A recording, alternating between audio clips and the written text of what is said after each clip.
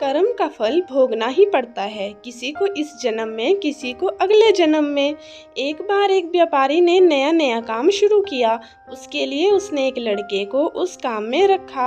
वह लड़का अपने काम में बहुत कुशल था। व्यापारी ने सोचा कि लड़का इतनी मेहनत करता है तो क्यों न कमाई का 10वां हिस्सा उस लड़के को दे दिया करूं। इससे 10 बंद का पुण्य भी मिल जाएगा। वह लड़का पूरी ईमानदारी से काम करता था और व्यापारी ने रहने के लिए उसे पुराना मकान दे दिया था। कुछ ही सालों में उसका व्यापार बहुत तरक्की कर गया। एक बार किसी कंपनी ने अच्छी डील हो गई और मुनाफा करोड़ों में हो गया। अब व्यापारी का व्यापार बढ़िया चल रहा था। जब मुनाफा करोड़ों में होना शुरू हुआ तो उसे 10वां हिस्सा, जो लाखों में बनता था, देना मुश्किल लगता था। अब व्यापारी की नीयत बदल गई। उसे लगा मेरा व्यापार अच्छा चल रहा है, अब इस लड़के के बिना भी मेरा व्यापार तरक्की कर लेगा। उस लड़के को रास्ते से हटाने के लिए व्यापारी ने उसके खाने में कुछ मिला दिया, जिससे उसकी तबीयत बिगड़ गई।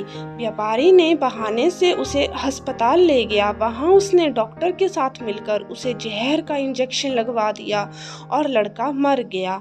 उस लड़के के आगे पीछे कोई भी पूछने वाला नहीं था।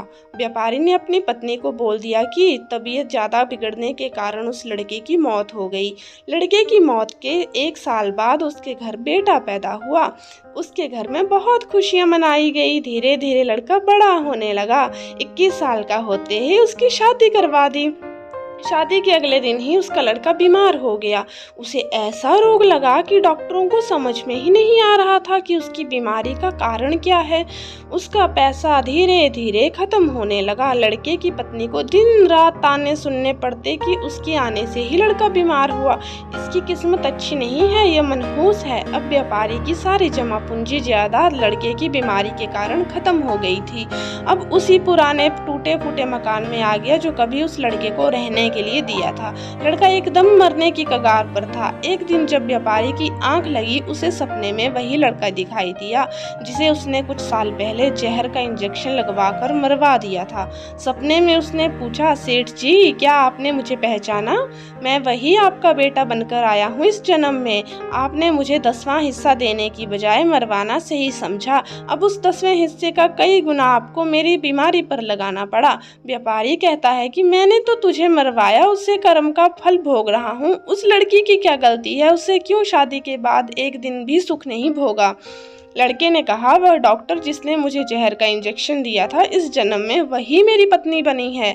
मुझे इंजेक्शन लगाने के अगले दिन ही उसकी मौत हो गई थी।